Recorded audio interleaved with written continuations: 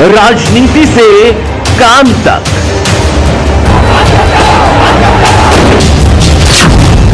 अपराध से अंजाम तक, खेत से खलिहान तक, अब हर खबर पर होगी हमारी नजर। पाइए सीधा अपने मोबाइल पर। मैं गौशाला के बारे में लोगों को अवगत कराना चाहता हूं कि गौशाला करीब 400 साल पुरानी गौशाला है। इस गौशाला को किसी भी प्रकार का सरकारी सहयोग प्राप्त नहीं है। क्षेत्रीय लोग और गाजियाबाद से कुछ लोग जुड़े हुए हैं, उन्हीं के दान से ये गौशाला चल रही है। किसी भी प्रकार की समस्या हमें होती है या किसी भी भूस की हमें समस्या होती है, हमें स्वयं ही भाग दौड़ करके लोगों से दान लेकर भूस का व्यवस्था, रातब का व्यवस्था आदि सब करना पड़ता है। यहाँ दुधारू गायें बिल्कुल भी नहीं है, 2-4 को छोड़कर सभी गायें वृद्ध हैं, बीमार हैं या जिनको सेवा की ज़रूरत है, ऐसी गायों का ही पालन हम इस गौशाला में कर रहे हैं। सरकार से कहना चाहते हैं कि इसका रजिस्ट्रेशन हमारा ऐसा हो जो हमें थोड़ा बहुत ऐड मिलने लगे। तो इस गौशाला में गाय कहाँ से आती हैं? गाय हमारे 4.5 से बाहर से भी आती है, गाजियाबाद से भी आती है। पुलिस प्रशासन की भी गाय आती थी सबसे पहले, जो पुलिस पकड़ लेती थी वो गाय हमारे पास आती थी। लेकिन हमारे पास यहाँ सब ऐसा मानो जैसे वृद्ध आश्रम होता है, हमारी गौशाला में टोटली गाय ऐसी हैं जो उनका कोई नहीं है, वो उसके हम हैं। तो खर्चा कौन व्यय करता है इसका? खर्चा ये हम तुम सब कमेटी के माध्यम से, सेठ लोगों के माध्यम से, अमित सिसोदिया है वो अध्यक्ष है इस टाइम, उस गौशाला को देख रेख कर रहे हैं। पता नहीं वो कहाँ से ला रहे हैं, किससे भीख मांग रहे हैं, कहाँ से कर रहे हैं जी, हमें कोई जानकारी नहीं तो है। क्या अपील करना चाहते हैं आप? अपील ये करना चाहते हैं हमारा सहयोग करे जी, क्षेत्र करे और प्रशासन करे।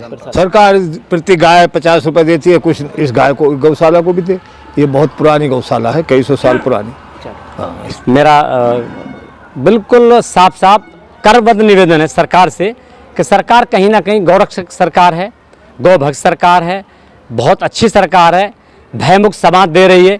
लेकिन निवेदन है कि इस गौशाला के विषय में कहीं ना कहीं ऐसा कुछ सोचे, कहीं ना कहीं इस तरह के अनुदान दे ताकि ये गौशाला सुचारू रूप से चल सके और गायन का लालन पालन ठीक तरह से हो सके। आज हम उत्तर प्रदेश जनपद हापुड़ क्षेत्र के समाना गांव में इस वक्त हम मौजूद हैं और यहाँ श्री राधे कृष्ण गौशाला है और यहाँ पर कुछ लोग खड़े हुए हैं। इन लोगों से हम ये जानना चाहेंगे आखिर ये कहना क्या चाहते हैं। भाई साहब, क्या नाम है आपका? मेरा नाम अमित सिसोदिया है जी सिसोदिया जी, आप ये बताओ कि हम गौशाला में खड़े हैं तो क्या कहना चाहोगे आप? मैं गौशाला के बारे में लोगों को अवगत कराना चाहता हूं कि गौशाला करीब 400 साल पुरानी गौशाला है। इस गौशाला को किसी भी प्रकार का सरकारी सहयोग प्राप्त नहीं है। क्षेत्रीय लोग और गाजियाबाद से कुछ लोग जुड़े हुए हैं, उन्हीं के दान से ये गौशाला चल रही है। किसी भी प्रकार की समस्या हमें होती है या किसी भी भूस की हमें समस्या होती है, हमें स्वयं ही भाग दौड़ करके लोगों से दान लेकर भूस का व्यवस्था, रातब का व्यवस्था आदि सब करना पड़ता है। यहाँ दुधारू गायें बिल्कुल भी नहीं है, 2-4 को छोड़कर सभी गायें वृद्ध हैं, बीमार हैं या जिनको सेवा की ज़रूरत है, ऐसी गायों का ही पालन हम इस गौशाला में कर रहे हैं। तो कितनी गायें हैं इस वक्त? जो अभी 200 से अधिक गाय जो है हमारी गौशाला में है। एक समय ये 600 तक पहुंच गई थी, लेकिन अभी 200 से अधिक गौशाला में गाय है। इनका पालन पोषण किस तरीके से होता है? इनका पालन पोषण एक जैसे गाय का सेवा होनी चाहिए उसी प्रकार से होता है। जैसे किसान एक दुधारू पशु और दुधारू गाय को सेवा करता है, हम ऐसे ही हर गाय की सेवा यहाँ पर इस प्रकार से करते हैं। हर चीज़ से, मेडिसिन से लेके या सर्दी हो गर्मी हो, हर चीज़ का हम व्यवस्था बना के यहाँ पर रखते हैं। तो आप क्या चाहते हो इसके? मैं चाहता हूँ कि लोग आगे आएँ, क्षेत्रीय लोग आगे आएँ आपके माध्यम से और जुड़ें इस गौशाला से, क्योंकि गौशाला कई समय वित्तीय व्यवस्था जो है गौशाला की बिगड़ जाती है। तो वो हमारी लोग मदद करें, आगे बढ़कर आएँ इस चीज़ में। तो सरकार से कोई लाभ नहीं मिल पाता? नहीं, सरकार से कोई लाभ नहीं मिल पाता। गौशाला के नाम पर कोई ज़मीन नहीं है, जिस वजह से हम सरकार से कोई लाभ नहीं ले पा रहे हैं। तो क्या अपील करना चाहेंगे आप? मैं अपील यही करना चाहता हूँ कि लोग हमसे जुड़ें और भूसे, चारे आदि की व्यवस्था में हमारा सहयोग करें। जी, यहाँ पर कुछ और लोग भी हैं और लोगों से भी हम जानना चाहेंगे वो क्या कहना चाहते हैं। भाई साहब, क्या कहना चाहोगे? मैं सुनील कुमार सिसोदिया बोल रहा हूँ जी। इस गौशाला की देख रेख मेरे हाथ में भी है, कुछ थोड़ी सी सेवा की। ऐसा जी, यहाँ जितना भी हम दान मांगते हैं या जहाँ से गाजियाबाद से कुछ लोकल आदमी देते हैं, ये गौशाला चलती है। लेकिन हमारा कुछ सहयोग सरकार से कोई सहयोग नहीं है इसका। हम चाहते हैं कि हमारी सरकार इसमें थोड़ा सहयोग करे और हमारी इस गौशाला को रजिस्ट्रेशन दे, क्योंकि वो कह देते हैं कि रजिस्ट्रेशन नहीं मिलेगा। 5 बीघे ज़मीन, 10 बीघे, बताओ 5 बीघे ज़मीन कहाँ से लाएं? इनका लालन पोषण करेंगे, हम ज़मीन खरीदें। इसलिए हम सरकार से कहना चाहते हैं कि इसका रजिस्ट्रेशन हमारा ऐसा हो जो हमें थोड़ा बहुत ऐड मिलने लगे। तो इस गौशाला में गाय कहाँ कहाँ से आती हैं? गाय हमारे 4.5 से बाहर से भी आती है, गाजियाबाद से भी आती है। पुलिस प्रशासन की भी गाय आती थी सबसे पहले, जो पुलिस पकड़ लेती थी वो गाय हमारे पास आती थी। लेकिन हमारे पास यहाँ सब ऐसा मानो जैसे वृद्ध आश्रम होता है, हमारी गौशाला में टोटली गाय ऐसी हैं जो उनका कोई नहीं है, वो उसके हम हैं। तो खर्चा कौन व्यय करता है इसका? खर्चा ये हम तुम सब कमेटी के माध्यम से, सेठ लोगों के माध्यम से, अमित सिसोदिया है वो अध्यक्ष है इस टाइम, उस गौशाला को देख रेख कर रहे हैं। पता नहीं वो कहाँ से ला रहे हैं, किससे भीख मांग रहे हैं, कहाँ से कर रहे हैं जी, हमें कोई जानकारी नहीं तो है। क्या अपील करना चाहते हैं आप? अपील ये करना चाहते हैं हमारा सहयोग करे जी, क्षेत्र करे और प्रशासन करे। जी क्या कहना चाहेंगे आप? हम ये कहना चाहते हैं सरकार जो गौ पालक हैं, सरकार उनके लिए वेतन दे और इसका रजिस्ट्रेशन हो जाए, और जो प्रति गाय 50 रुपये सरकार देती है और गौशालाओं को जो गवर्नमेंट ने खोली है, और ये अनाथ है गौशाला है, इस तरह की मदद सरकार को भी देनी चाहिए। जो हमारे सांसद प्रतिनिधि हैं उन्हें भी यहाँ कोई बनाने के लिए, उनके रहने के लिए, छाया के लिए कुछ व्यवस्था होनी चाहिए। तो अभी तक सरकार से कोई लाभ नहीं हो पा रहा है? सरकार से कोई गौशाला लाभ के? नहीं, रजिस्ट्रेशन नहीं है इसका, वैसी सेवा हो रही है। कहाँ से इसका खर्चा चलता है? वह खर्चा किसान से चारा लेते हैं, कुछ रसीद कट जाती है, कुछ वैसे सब देते हैं गांव से, और कुछ बाहर से आ जाते तो हैं। लगभग कितनी गाय हैं इसमें? गाँव तो 300 बता रहे हैं, 300 करीब गाय। तो क्या चाहते हो? सरकार प्रति गाय 50 रुपये देती है, कुछ इस गाय को, गौशाला को भी दे। ये बहुत पुरानी गौशाला है, कई सौ साल पुरानी। इनसे भी हम जानेंगे कि वो गौशाला के बारे में क्या कहना चाहते हैं जी। ये 60-84 की गौशाला है। इस गौशाला में जो गाय हैं, वृद्ध हैं या फिर ब्याती नहीं हैं या फिर कमज़ोर है या फिर दूध नहीं देती, इस तरह की गाय यहाँ आती हैं।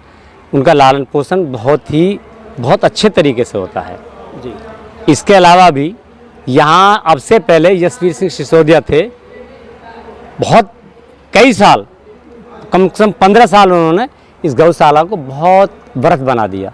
ये टीन सेट, ये इस तरह टंकी हैं, ये गेट है, पीछे एक हॉल है, वो गाजियाबाद से दान लेकर के आते थे, यहाँ उन्होंने उसका निर्माण किया। अब 2 साल पहले वो स्वर्गवासी हो गए। उनके लड़के हैं अमित सिसोदिया, वो भी यहाँ के महामंत्री हैं, वही गाजियाबाद से दान लाते हैं और सुचारू रूप से उस गौशाला का लालन पालन करते हैं। क्षेत्र में इस क्षेत्र से बहुत ज़्यादा नहीं मिल पाता, हमें बहुत थोड़ा मिलते हैं, ना के बराबर। फिर भी सहयोग तो क्षेत्र का है, लेकिन सारा सहयोग ये गाजियाबाद से है।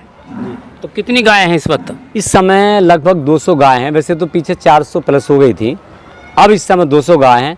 प्रशासन से जो छुड़ाई गाय आती थी सारी इसी में आती थी। लेकिन दुर्भाग्य है, ये बहुत विडम्बना है कि हम लोगों को सरकारी एड इस गौशाला के लिए बिल्कुल नहीं मिलती। पूरी की पूरी गौशाला दान पर आधारित है। तो क्या अपील करना चाहेंगे? मेरा बिल्कुल साफ करबद्ध निवेदन है सरकार से कि सरकार कहीं ना कहीं गौरक्षक सरकार है, गौभक्त सरकार है, बहुत अच्छी सरकार है, भयमुक्त समाज दे रही है।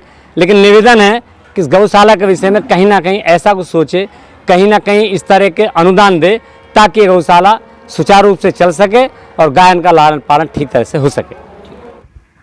नमस्कार, मैं Swati Chauhan, principal of AGS school, धन्यवाद करना चाहती हूँ सभी पेरेंट्स को जिनके बच्चे हमारे स्कूल में पढ़ रहे हैं, और मैं उम्मीद करती हूँ कि आगे और भी बच्चे हमारे स्कूल में बढ़ें, क्योंकि आप ही लोगों की सहायता और आप ही लोगों की मदद के प्यार के वजह से आज हम यहाँ तक पहुँचे हैं। जैसा कि आप सभी जानते हैं, नया सेशन स्टार्ट हो चुका है, हमारे एडमिशन्स स्कूल में स्टार्ट हो चुके हैं। तो उम्मीद करती हूँ कि आप सभी अपने बच्चों को यहाँ पर लेके आएँ और इनका स्कूल में एडमिशन करवाएं। आप सभी जानते हैं कि हमारे स्कूल का इंफ्रास्ट्रक्चर कितना बड़ा है, प्ले ग्राउंड कितना बड़ा है। हम बच्चों को नई से नई फैसिलिटीज़ प्रोवाइड करवाने की पूरी कोशिश कर रहे हैं।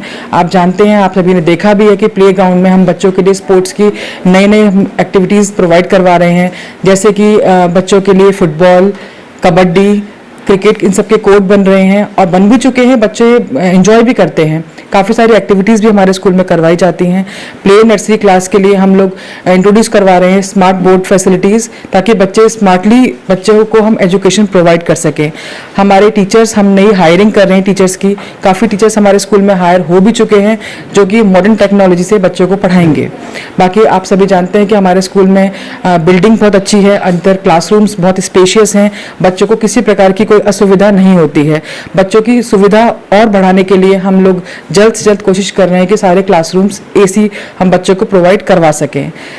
सेकेंड थिंग, हम लोग की ट्रांसपोर्ट की फैसिलिटी में बच्चों को कोई दिक्कत नहीं होती है। सारी गाड़ियाँ ऑन टाइम जाती हैं, ऑन टाइम बच्चों को पिक करती हैं, बच्चों को ड्रॉप करती हैं, किसी चीज़ की कोई परेशानी हमारे स्कूल की तरफ से नहीं होती है। धन्यवाद।